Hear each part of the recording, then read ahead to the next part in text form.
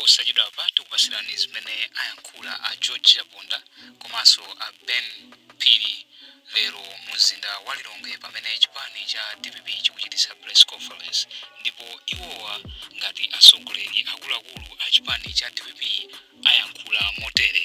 Takhalani pompo tamverani. Yabe kutibera ngati mena kutibera amalawi ife ndipo amalawi ino amene mukundimvera pano kanani zimenezi musavomere. Aliyense akavote, aliyense akalembetse kumeki kuti tonse tizavote. Ndi mawu amene mundilole kuti ndizikomo bwana secretary general uthenga umene munapanga mwatengera amalawi ndi umene uwo zikomo kwambiri. Ndiye ndilole kuti ino mwina you going to moderate kapena ndingopanga zikomo kwambiri. Ndimapempha kuti ino ndimapempha kuti andilole kuti ndipange ndiyendetse mwambo opempha atsogoleri kutsogolo kuno kuti so ayankhule ndinuyo amalawi. Ndiye ndiyamba ndi a leader of opposition Honorable Dr. George Chaponda kuti atifotokozere paja tinapempha kuti ku parliament iko aonetsetse akapange ma investigation. Ndiye over to you bwana. Thank you.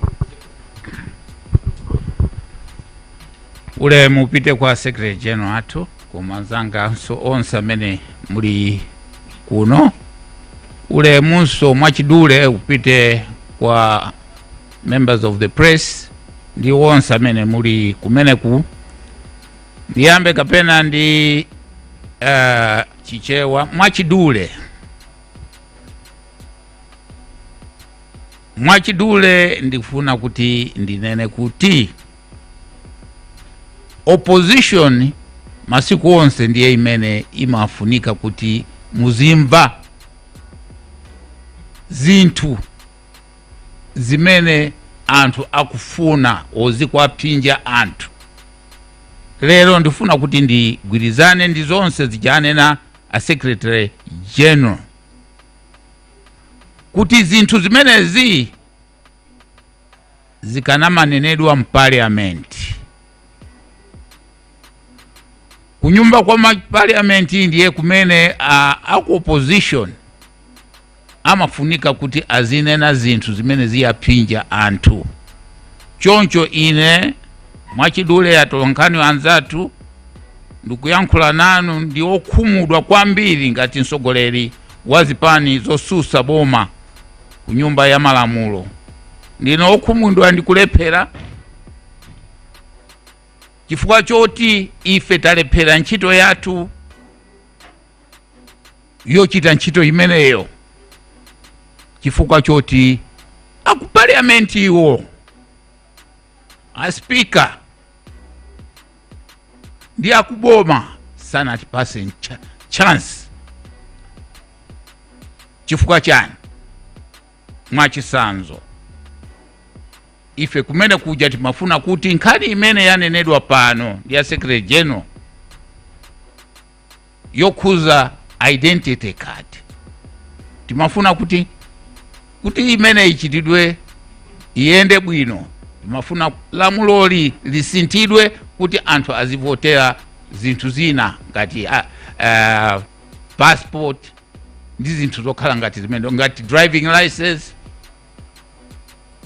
Zimenezo zinasatira petition ngati kudandaula kumene kunachitika ndi anthu anafika ku parliament koma sanatilole kuti tichite zimenezo. Number 2, tinalinso ndi zinthu zimene timafuna kuti ife ku parliament iko ayankhe aboma khanija yokuza imfa ya Dr. Saulos Klaus Chilima ndi 8 enaja ndiyokuza Malawi wonse. Timafuna report ija imene za ndege ija atwa ku Germany anatulusa ija kuti ikambidwe iwo anazengereza apa ndi apa nana kuti zandale sanafuna kuti ikambidwe. Panalinso Nkhanija mwaonanso sopano lino akazawo amayi Chilima akufunsa zomwezo. Komanso timafuna kuti tinene kuti nkhani imene ndi yayikulu kwambiri pakhale kafukufuku kuti a president aja abwere ayankhe zinthu zina zache kuti anthu aku Malawi amvesese bwino. Izo sanalole. Number 2, nkhani ya chuma ndizoona ati ndithu tonse tikuziwa kuti boma lino ikanakhala company tikananena kuti ili bankrupt. Malawi bankrupt. Malawi chifukwa chani? Ali ni ngongole ya 16 not billion but trillion kwacha. 16 trillion kwacha.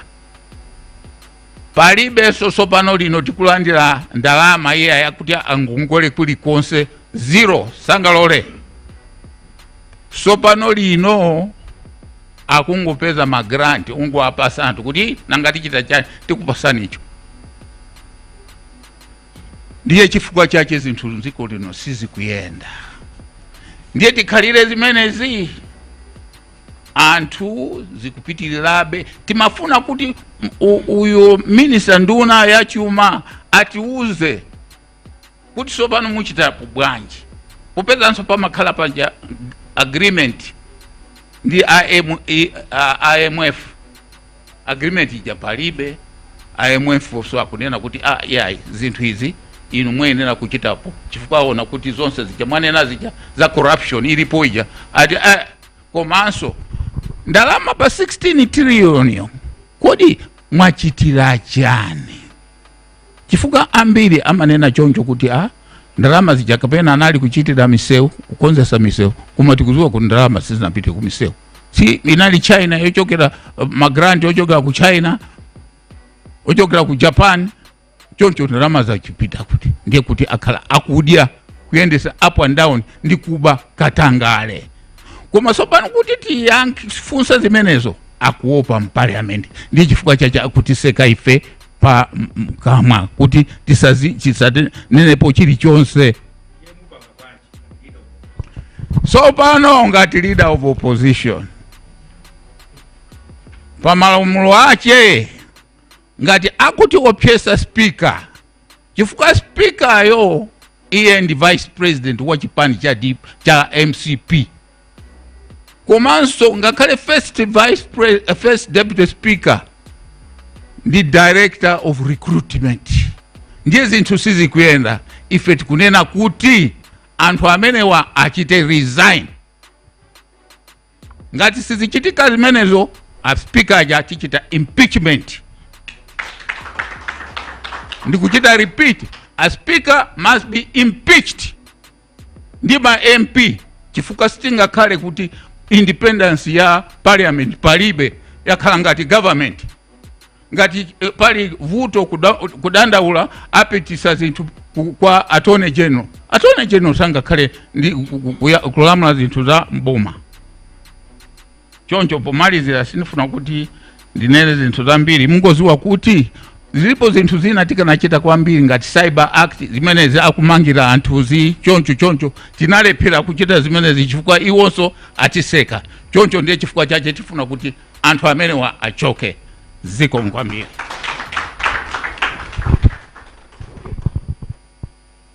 The speaker must resign. If she doesn't resign, the DPP, the opposition bench in parliament, will move for her impeachment. This is a message coming from the leader of opposition. May I invite Honorable Ben Piri? You have 5 minutes. Over to you, Honorable. Thank you. Thokoza kwambiri 5 minutes ndiyo chepa kuma ulemu wano wa Secretary General ndi akuluakulu nonse mona Malawi nonse kumene tili. Ndinika mbako zinthu ziwiri kapena zitatu. Choyamba ndi cha good governance. Good governance ndi chani? Ndi process imene ma public institutions amasata when conducting the affairs of the state.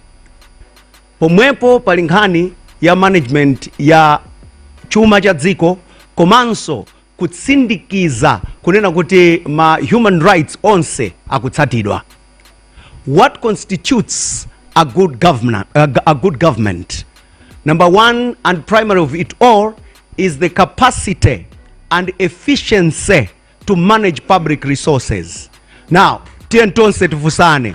Kodi awa alindi capacity yochita manage chuma cha dziko lino?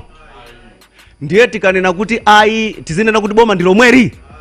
Amalawi nimafuna ndikutsimikizireni boma silomweri yayi. Boma limayenera kuti likhalepo ndipo lizitha kuchita manage chuma cha dziko. Afotokoza zakuba, afotokoza zambiri. Nimafuna ndinene ichi, Amalawi ambiri sadziwa ma economic gains amene anachitika nthawi ya DPP sanangochitika chifukwa cha china chilichonse, koma chifukwa tinali ndi leadership. A president athu amanena nthawi zonse kuna kuti chimene chativuta mdziko muno tilibe utsogoleri. Ndiye timafuna tinene pano kunena kuti APM anasonyeza utsogoleri. Ina inali cabinet minister, kwa nthawi yonse imene ndinali mu cabinet ndinalandira hafu teka ya ndalama zanga za pamwezi zimene zinali entitlement yanga. Pachaka APM amadula sungaende matripi opitirira matripi awa. APM anali ndi cabinet ya anthu 20, awa ali ndi cabinet ya anthu 32 kumayandikira chakumeneko.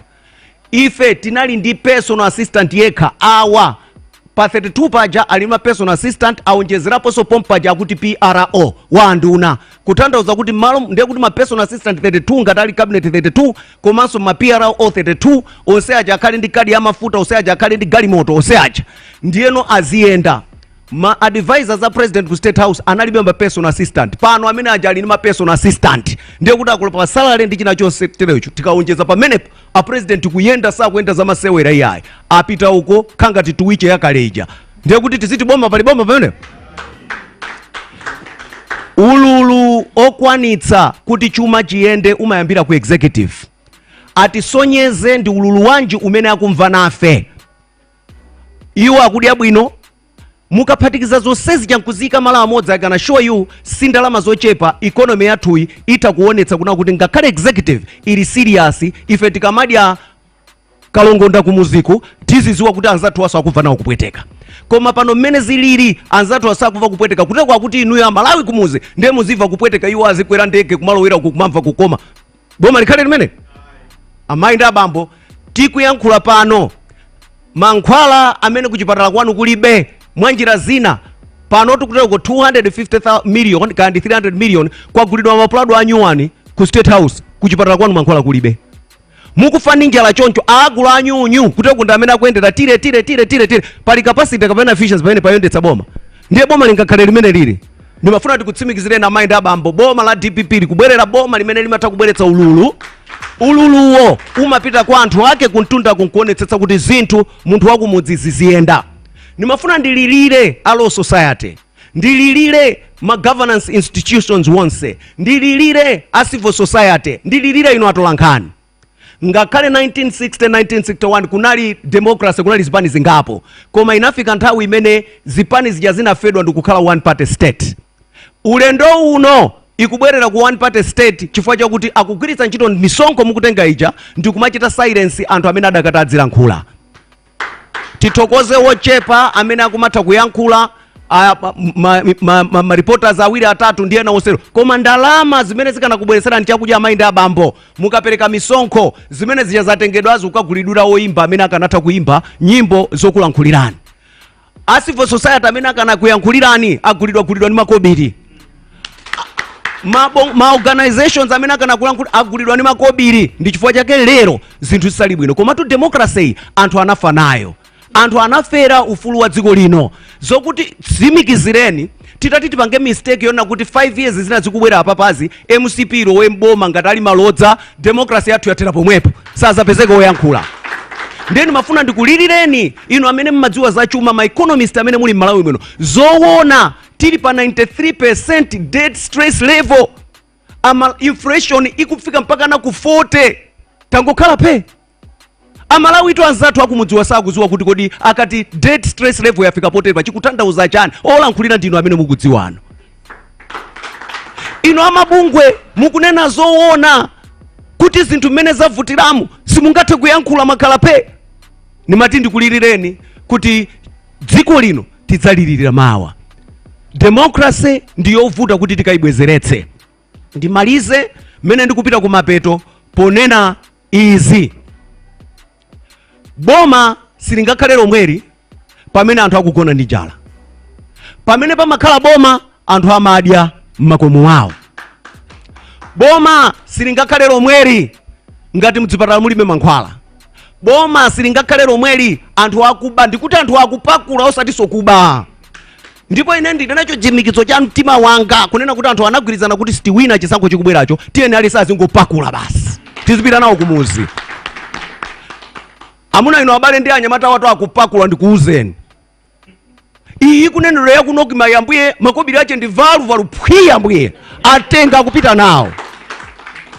Kuti inu muzaziwe kuti mbuye ache galu alimommo akakhala pe. Umaziwa kuti mbuye ache alimuti alimommo.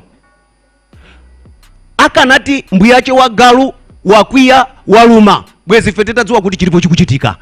Koma izi anthu agwirizana kuti akuweruka akupita. Amalawi tingokhala pe azitapa azipita nawo. Kungachokere uku mpaka na fetereza kubuchala capacity ilipo. Kungachokere uko ndiye kuti pakana asayankhule munthu chizungu. Mukadzamuona kuti akuti ngongole ikusainidwa malo mwa ku Ministry of Finance, deal ikukasainidwa ku State House, mungodabwa. Kodi amamva bwanji asana muyangane munthu uja kumagwirana naye chanza. Sipapita nthawi uva kuti waba uja ndiye mweyi. Pasana pite nyengo waba uja ndiye mweyi. Ambuye ndiye mwati simbuziwa. Ndikanapempha kuntundako. Tachuluka kwa machalichi. Kodi conscious yathu idakalikiliye kuti tikuyimiriradi kuti kumwamba tikalowa. Natiba mene tikubera. Azibusa kunjako atapanga ndiza counseling. Ine ndikafika hapo nditsimikize kwa Malawi. Boma silomweri.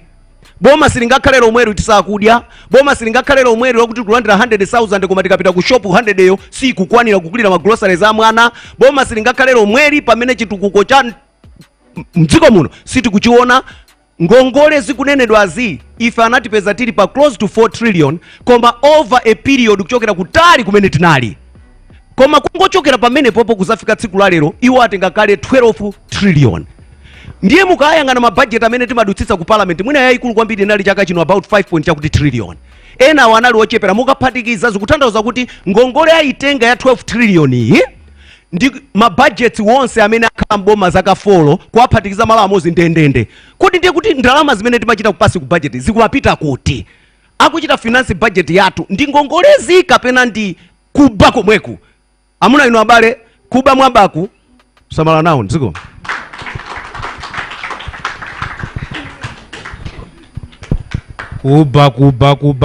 Kuba. Zikuchitika mu mzinda wa Lilongwe pamene chipani cha DPP chikuchitisa press conference makamaka kukambapo nkhani zimene akuziona kuti ndizosamisa komanso kuyankhulapo zimene chipani cha MCP komanso boma likuchita zimene iwo sakugwirizana nazo. Amene amayankhulawo anali a George Chabonda komanso a Ben Pili amene wandi ena mwa akuluakulu a chipani cha DPP. Mukhale pompo pakuti tikhale tikupasirani beni zinthu zambiri komanso ma speech ena a wanthu ena amene ali ku conference